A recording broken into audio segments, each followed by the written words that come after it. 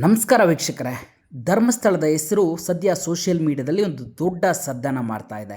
ಇದಕ್ಕೆ ಪ್ರಮುಖ ಕಾರಣ, ಒಂದು ಕಡೆ ಒಬ್ಬ ಅನಾಮಿಕ ವ್ಯಕ್ತಿ, ಕೆಲವು ವರ್ಷಗಳ ಹಿಂದೆ ನಾಪತ್ತೆಯಾಗಿದ್ದಂಥ ವ್ಯಕ್ತಿ ಅಥವಾ ಧರ್ಮಸ್ಥಳವನ್ನು ಬಿಟ್ಟು ಹೋಗಿದ್ದಂಥ ವ್ಯಕ್ತಿ ಬಂದು ಬೆಳ್ತಂಗಡಿ ಪೊಲೀಸ್ ಠಾಣೆಗೆ ಅದು ಅಸ್ಥಿ ಪಂಜರದ ಸಮೇತ ಬಂದು ದೂರನ್ನು ಕೊಟ್ಟಿದ್ದಾನೆ.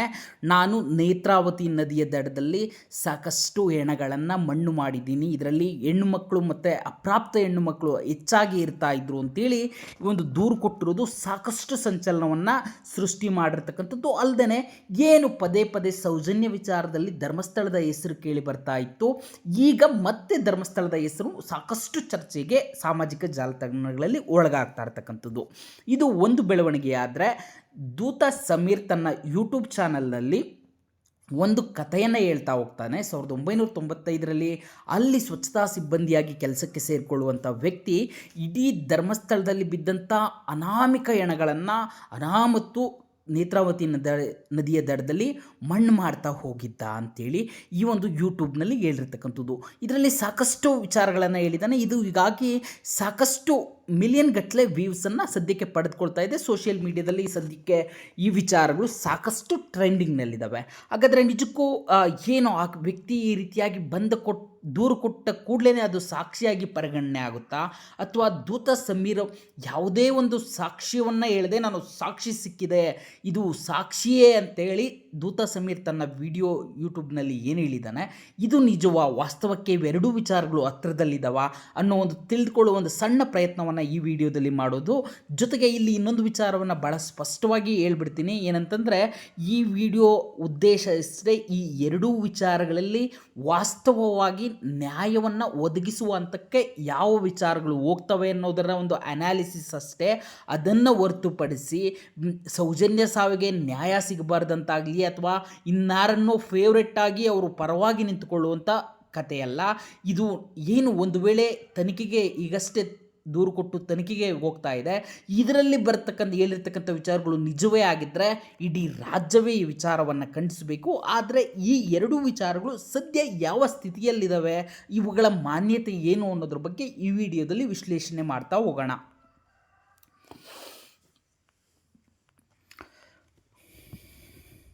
ವೀಕ್ಷಕರೇ, ಈಗ ಧರ್ಮಸ್ಥಳದ ಹೆಸರು ಮತ್ತೆ ಮುನ್ನೆಲೆಗೆ ಬಂದಿರೋ ಕಾರಣ ಏನಂದರೆ, ಇಷ್ಟು ದಿನ ಅಜ್ಞಾತವಾಗಿದ್ದ ವ್ಯಕ್ತಿಯೊಬ್ಬ ಬಂದು ಬೆಳ್ತಂಗಡಿ ಠಾಣೆಗೆ ದೂರು ಕೊಟ್ಟಿದ್ದಾನೆ. ಅದೇನೆಂದರೆ, ತಾನು 1995ರಿಂದ ಸ್ವಚ್ಛತಾ ಸಿಬ್ಬಂದಿಯಾಗಿ ಧರ್ಮಸ್ಥಳದ ಸ್ನಾನಘಟ್ಟದಲ್ಲಿ ಕೆಲಸ ಮಾಡ್ತಾ ಇದ್ದೆ. ಈ ವೇಳೆ ಸಾಕಷ್ಟು ಶವಗಳು ನೇತ್ರಾವತಿ ನದಿಯ ದಡದಲ್ಲಿ ಕಾಣ್ತಾ ಇದ್ವು. ನಂತರ ಒಂದಿನ ಅಲ್ಲಿಯ ಆಡಳಿತ ಸಿಬ್ಬಂದಿಯೊಬ್ಬರು ಒಂದು ಹೆಣ್ಣಿನ ಶವವನ್ನು ಮಣ್ಣು ಮಾಡಲು ಹೇಳಿದರು. ನಂತರ ಹೀಗೆ ನಾನು ಪ್ರತಿನಿತ್ಯ ಸಾವಿರಾರು ಹೆಣಗಳನ್ನು ಮಣ್ಣು ಮಾಡ್ತಾ ಇದ್ದೆ ಅಂತೇಳಿ ಆ ವ್ಯಕ್ತಿ ಪೊಲೀಸ್ ಠಾಣೆಗೆ ಹೋಗಿ ದೂರು ಕೊಟ್ಟಿರ್ತಕ್ಕಂಥದ್ದು. ಅಲ್ಲದೆ ನನಗೆ ಸೂಕ್ತ ರಕ್ಷಣೆ ಕೊಟ್ಟರೆ ನಾನು ಹೂತು ಹಾಕಿದ ಜಾಗಗಳನ್ನು ತೋರಿಸ್ತೀನಿ ಅಂತ ಆ ವ್ಯಕ್ತಿ ಹೇಳ್ಕೊಂಡಿರ್ತಕ್ಕಂಥದ್ದು. ಹೀಗಾಗಿ ಬೆಳ್ತಂಗಡಿ ಠಾಣೆಯಲ್ಲಿ ಈ ಬಗ್ಗೆ ಪ್ರಕರಣ ದಾಖಲಾಗಿದೆ. ಅಲ್ಲದೆ ಆತ ಏನು ತಾನೇ ಹೂತು ಹಾಕಿದ್ದ ಹೆಣದ ಒಂದರ ಅಸ್ಥಿಪಂಜರವನ್ನು ತೆಗೆದುಕೊಂಡು ಬಂದಿದ್ದೀನಿ ಅಂತ ಹೇಳಿದ್ದ, ಅದನ್ನು ಪಂಚನಾಮೆ ಮಾಡುವ ಮುಖಾಂತರ ಆ ಒಂದು ಅಸ್ಥಿಪಂಜರವನ್ನು ಸಹ ವಶಕ್ಕೆ ಪಡೆದುಕೊಂಡಿರ್ತಕ್ಕಂಥದ್ದು ಪೊಲೀಸರು ಮಾಡಿರ್ತಕ್ಕಂಥ ಕತೆ ಇದು.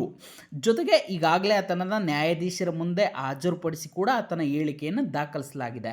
ಹಾಗಾದರೆ ಈ ವ್ಯಕ್ತಿಯ ದೂರಿನಲ್ಲಿರ್ತಕ್ಕಂಥ ವಾಸ್ತವತೆಗೆ ಹತ್ತಿರವಿಲ್ಲದಂಥ ವಿಚಾರಗಳು ಯಾವುವು ಅಂತ ನೋಡೋಕ್ಕೋದ್ರೆ, ಮೊದಲನೇದಾಗಿ ಈ ವ್ಯಕ್ತಿ ಹೇಳಿರೋದು ಸದ್ಯ ಹೇಳಿಕೆ ಮಾತ್ರ. ಯಾಕಂತಂದರೆ ಅದು ಸಾಕ್ಷಿ ಅಲ್ಲ.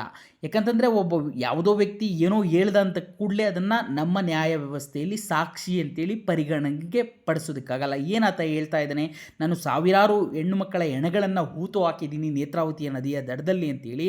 ಇದಕ್ಕೆ ನ್ಯಾಯಾಧೀಶರ ಮುಂದೆ ಈಗಾಗಲೇ ಆತನ ಹೇಳಿಕೆಯನ್ನು ದಾಖಲು ಮಾಡಿಸಿದ್ದು, ನ್ಯಾಯಾಧೀಶರು ಅನುಮತಿಯನ್ನು ಕೊಟ್ಟರೆ ಪೊಲೀಸರು ಸಕ್ಷಮ ಅಂದರೆ ಯಾರೆಲ್ಲ ತಹಶೀಲ್ದಾರ್ ಇರ್ಬೋದು ಅಥವಾ ಪಂಚರ್ ಇರ್ಬೋದು ಅವರ ಸಮ್ಮುಖದಲ್ಲಿ ಹೋಗಿ ಅಂಥ ಜಾಗವನ್ನು ತೋಡಿ ಅಲ್ಲಿ ಯಾವುದಾದ್ರೂ ಅಸ್ಥಿಪಂಜರ ಸಿಕ್ಕಿ ಆ ಅಸ್ಥಿಪಂಜರಕ್ಕೆ ಸಂಬಂಧಿಸಿದಂತೆ ಯಾರು ಆ ವ್ಯಕ್ತಿ ಅನ್ನೋದನ್ನು ಪತ್ತೆ ಹಚ್ಚಿ ಅವ್ರ ಕಡೆಯಿಂದ ಅದನ್ನು ದೃಢೀಕರಿಸಿಕೊಂಡ್ರೆ ಮಾತ್ರ ಅಲ್ಲಿಗೆ ಅದು ಸಾಕ್ಷಿ ಆಗುವಂಥದ್ದು.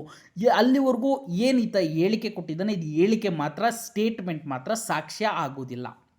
ಇನ್ನು ಎರಡನೆಯದಾಗಿ ಈ ವಿಚಾರದಲ್ಲಿ ಸಾವಿರಾರು ಹೆಣಗಳನ್ನು ಹೂತು ಹಾಕಿದರೆ ಕೊನೆ ಪಕ್ಷ ಅವ್ರ ಮನೆಯವರಾದರೂ ಒಂದು ಸಣ್ಣ ಮಿಸ್ಸಿಂಗ್ ಕಂಪ್ಲೇಂಟ್ ಕೊಡಬೇಕಾಗಿತ್ತು.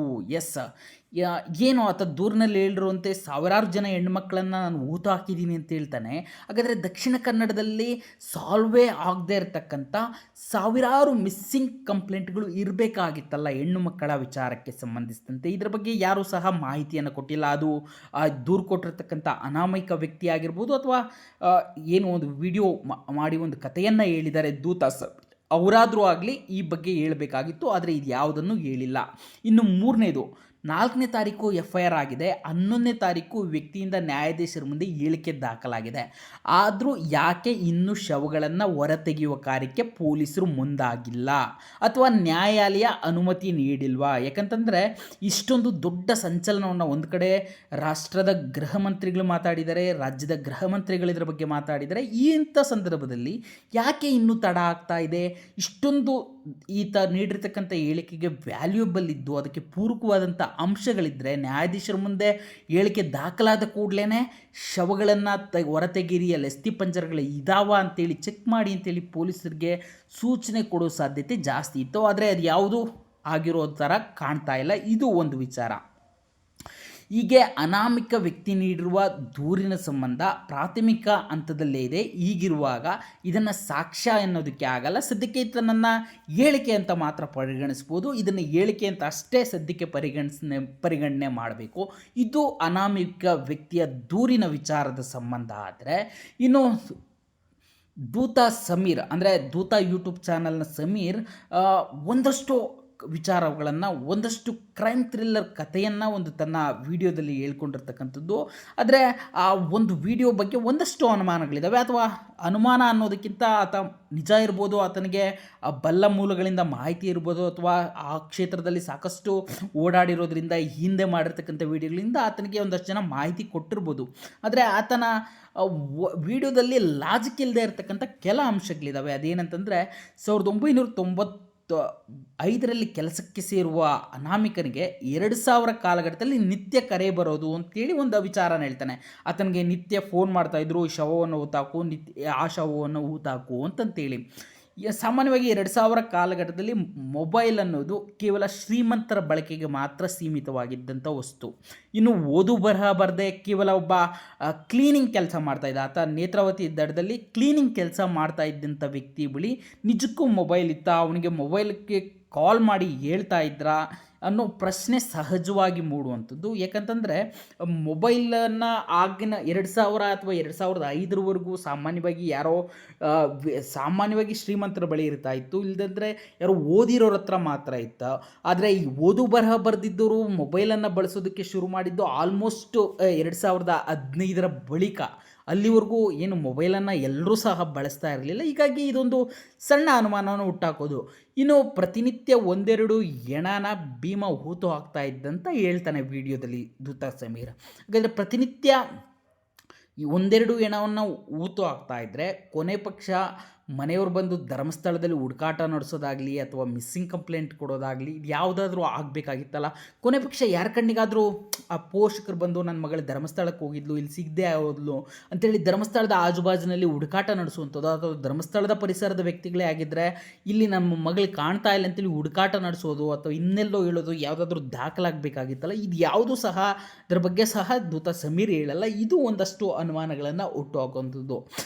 ಮೂರನೇದು, ಕನಿಷ್ಠ ಪಕ್ಷ ಮಿಸ್ಸಿಂಗ್ ಕಂಪ್ಲೇಂಟ್ ಕೊಡೋಕ್ಕೂ ಆಗದಷ್ಟು ಭಯದ ವಾತಾವರಣ ಧರ್ಮಸ್ಥಳದ ಪ್ರಾಂತ್ಯದಲ್ಲಿ ನಿರ್ಮಾಣವಾಗಿತ್ತಾ? ಯಾಕಂತಂದರೆ ಏನು ಒಂದೋ ಎರಡೋ ಹೆಣ್ಮಕ್ಳ ಮನೆಯವರು ಕಂಪ್ಲೇಂಟ್ ಕೊಡಿಲ್ಲ, ಮರ್ಯಾದೆಗೆ ಅಂಜಿದ್ರು ಅಂತ ಹೇಳಿದ್ರೆ ನಂಬಬಹುದು.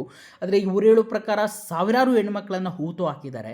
ಸಾವಿರಾರು ಹೆಣ್ಮಕ್ಳನ್ನು ಹೂತು ಹಾಕಿದ್ರೆ ಅದು 1995ರಿಂದ 2010-12 ಕಾಲಘಟ್ಟದಲ್ಲಿ ಸಾವಿರಾರು ಜನ ಹೆಣ್ಮಕ್ಳನ್ನು ಹೂತು ಹಾಕಿದ್ರು. ಕನಿಷ್ಠ ಪಕ್ಷ ಸಿಂಗಲ್ ಒಂದು ಮಿಸ್ಸಿಂಗ್ ಕಂಪ್ಲೇಂಟ್ ಕೊಡೋಕೆ ಆಗದೇ ಇರೋಷ್ಟು ಅಷ್ಟೊಂದು ಹಿಡಿತದಲ್ಲಿ ಏನು ಸೋಕಾಲ್ಡ್ ಇವರು ಆರೋಪ ಮಾಡ್ತಾ ಇದ್ದಾರೆ, ಅವರು ಅಷ್ಟು ದೊಡ್ಡ ಮಟ್ಟದಲ್ಲಿ ಒಂದು ರಿಪಬ್ಲಿಕನ್ನು ಶುರು ಮಾಡ್ಕೊಂಡಿದ್ರು, ಅವ್ರದ್ದೇ ಆದಂಥ ಕಂಟ್ರೋಲಲ್ಲಿ ಆ ಏರಿಯಾವನ್ನು ಇಟ್ಕೊಂಡಿದ್ರ.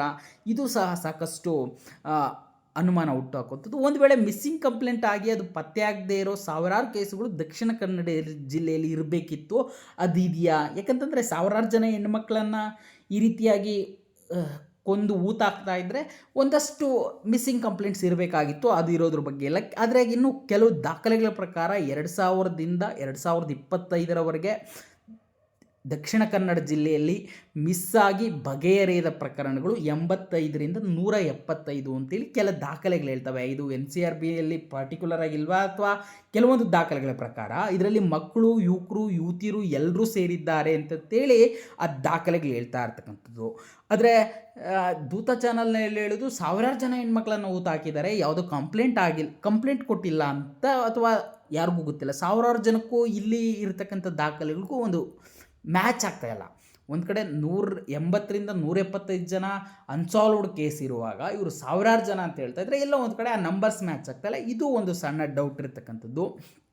ಒಟ್ಟಾರೆಯಾಗಿ ಏನು ಅನಾಮಿಕ ವ್ಯಕ್ತಿ ದೂರು ಕೊಟ್ಟಿದ್ದರಿಂದ ಹಿಡಿದಿರ್ಬೋದು ಅಥವಾ ದೂತ ಸಮೀರ್ ಮಾಡಿರ್ತಕ್ಕಂಥ ವಿಡಿಯೋ ಇರ್ಬೋದು, ಇವೆಲ್ಲವೂ ಕೇವಲ ಪ್ರಾಥಮಿಕ, ಇಟ್ಸ್ ಅ ಫಸ್ಟ್ ಸ್ಟೆಪ್ ಅಷ್ಟನ್ನು ಹೊರತುಪಡಿಸಿದ್ರೆ ಬೇರೆ ಏನೂ ಇಲ್ಲ ಈ ವಿಚಾರದಲ್ಲಿ.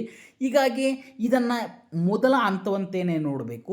ಜೊತೆಗೆ ಇನ್ನೊಂದು ಹೇಳ್ತೀನಿ, ಈ ರೀತಿಯಾಗಿ ಸೋಷಿಯಲ್ ಮೀಡಿಯಾದಲ್ಲಿ ಏನೋ ಮಾಡಿದ ತಕ್ಷಣ ಇದರಲ್ಲಿ ಯಾರಿಗೋ ಶಿಕ್ಷೆ ಆಗಿಬಿಡುತ್ತೆ ಅಂತ ಆಗಲ್ಲ. ಯಾಕಂತಂದರೆ ಈಗ ಅನಾಮಿಕ ವ್ಯಕ್ತಿ ಬಂದು ದೂರನ್ನು ಕೊಟ್ಟಿದ್ದಾನೆ, ಆ ದೂರಿಗೆ ಸಂಬಂಧಿಸಿದಂತೆ ಆತ ಹೇಳಿದಂಥ ಜಾಗದಲ್ಲಿ ಅಸ್ಥಿಪಂಜರ ಸಿಗಬೇಕು, ಆ ಅಸ್ಥಿಪಂಜರ ಯಾರ್ದಾಗಿತ್ತು ಅಂತೇಳಿ ಪತ್ತೆ ಹಚ್ಚಬೇಕು, ಅವ್ರಿಗೆ ಸಂಬಂಧಪಟ್ಟವರಿಂದ ಇದು ಏನಾಯಿತು ಅಂತ ಕೇಳಬೇಕು. ಜೊತೆಗೆ ಏನು ಇವರು ಆರೋಪವನ್ನು ಮಾಡ್ತಾ ಇದ್ದಾರೆ ಇವರೇ ಮಾಡಿದ್ರು ಅಂತಂತೇಳಿ ಅವರು ಆ ಕೃತ್ಯವನ್ನು ಎಸಗಿದ್ರು ಅನ್ನೋದಕ್ಕೆ ಎವಿಡೆನ್ಸ್ಗಳನ್ನು ಕಲೆಕ್ಟ್ ಮಾಡಬೇಕು. ಇಷ್ಟೆಲ್ಲ ಪ್ರೋಸೆಸ್ಗಳಾಗಬೇಕು. ಕೇವಲ ಸೋಷಿಯಲ್ ಮೀಡಿಯಾದಲ್ಲಿ ನಾನು ವಿಡಿಯೋದಲ್ಲಿ ಮಾತಾಡ್ಬಿಡ್ತೀನಿ, ನಾನೇನೋ ಇದು ಮಾಡಿಬಿಡ್ತೀನಿ ಅಂದ ತಕ್ಷಣ ಇಲ್ಲಿ ಯಾರಿಗೂ ಶಿಕ್ಷೆ ಆಗಲ್ಲ. ನಾವು ಅಂಥ ವ್ಯವಸ್ಥೆಯಲ್ಲಿ ಇಲ್ಲ. ಸೊ ಹೀಗಾಗಿ ಈ ಒಂದು ವಿಚಾರ ಇನ್ನೂ ಪ್ರಾಥಮಿಕ ಹಂತದಲ್ಲಿರೋದ್ರಿಂದ ಇದನ್ನು ಒಂದು ರೀತಿ ಸಮೂಹ ಸನ್ನಿ ಅನ್ನೋದು ರೀತಿ ಸೋಷಿಯಲ್ ಮೀಡಿಯಾದಲ್ಲಿ ಇವರು ಅಪರಾಧಿಗಳು ಅಂದ್ಬಿಟ್ಟು ಇದನ್ನು ಎಲ್ಲಿಗೋ ತೆಗೆದುಕೊಂಡೋಗಿ ಏನೋ ಮಾಡೋದಕ್ಕಿಂತ ಒಂದು ವ್ಯವಸ್ಥಿತವಾಗಿ ಆಗಬೇಕು. ಅದಕ್ಕೆ ಪೊಲೀಸ್ ಇಲಾಖೆಯ ಏನು ನಿಜ ಅಫ್ಕೋರ್ಸ್ ನಮ್ಮೆಲ್ಲರ ಆಕ್ರೋಶ ಇರತಕ್ಕಂಥದ್ದು ಸೌಜನ್ಯ ಸಾವಿಗೆ ನ್ಯಾಯ ಸಿಗಬೇಕು. ಏನೊಂದಷ್ಟು ಆರೋಪಗಳು ಬರ್ತಾ ಇದ್ದಾವೆ, ಆ ಒಂದು ಭಾಗದಲ್ಲಿ ಸಾಕಷ್ಟು ಜನರ ಸಾವುಗಳಾಗಿದ್ದಾವೆ ಅಂತೇಳಿ ಅದರ ಸತ್ಯಾಸತ್ಯತೆ ಪರಿಶೀಲನೆ ಆಗಬೇಕು. ಹಾಗಂದ ಮಾತ್ರಕ್ಕೆ ಈಗಲೇ ಒಂದು ಕನ್ಕ್ಲೂಡ್ಗೆ ಹೋಗುವಂಥದ್ದು ನಿಜಕ್ಕೂ ತಪ್ಪು ಮಾತ್ರ ಆಗಲ್ಲ. ಈ ಒಂದು ಪ್ರಕರಣದ ದಿಕ್ಕನ್ನು ಬದಲಾಯಿಸೋದಕ್ಕೆ ಪರೋಕ್ಷವಾಗಿ ನಾವುಗಳೇ ಕಾರಣ ಆಗ್ತೀವಿ. ಸೊ ಹೀಗಾಗಿ ಇದನ್ನು ಕೇವಲ ಇದು ಪ್ರಾಥಮಿಕ ಹಂತದಂತೆ ಮತ್ತು ವ್ಯವಸ್ಥಿತವಾಗಿ ಮತ್ತು ಅಚ್ಚುಕಟ್ಟಾಗಿ ಮುಂದೆ ತೆಗೆದುಕೊಂಡು ಹೋಗಬೇಕಾದಂಥ ಜವಾಬ್ದಾರಿ ಎಲ್ಲರ ಮೇಲೆ ಇರ್ತಕ್ಕಂಥದ್ದು. ಈ ಮಾಹಿತಿ ಇಷ್ಟವಾಗಿದ್ದರೆ ಈ ಕೂಡಲೇ ಸಬ್ಸ್ಕ್ರೈಬ್ ಆಗಿ.